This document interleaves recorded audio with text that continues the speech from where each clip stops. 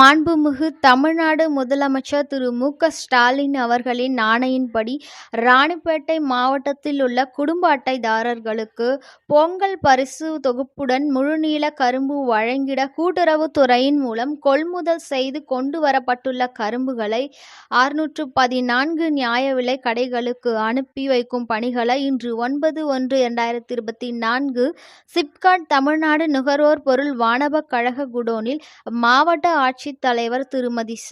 வளர்மதி இ.ஆ.ப. அவர்கள் பார்வையிட்டு தொடங்கி வைத்தார்கள். உடன் மண்டல இணைப்பதிவாளர் கூட்டுறவு சங்கங்கள் திரு. சிவக்குமார், மாவட்ட வழங்கல் அலுவலர் திரு. சத்யபிரசாத், கூட்டுறவு துணை பதிவாளர்கள் திரு. சிவமணி, திரு. சந்திரன் மற்றும் பலர் அரசு அதிகாரிகளுடன் இருந்தனர்.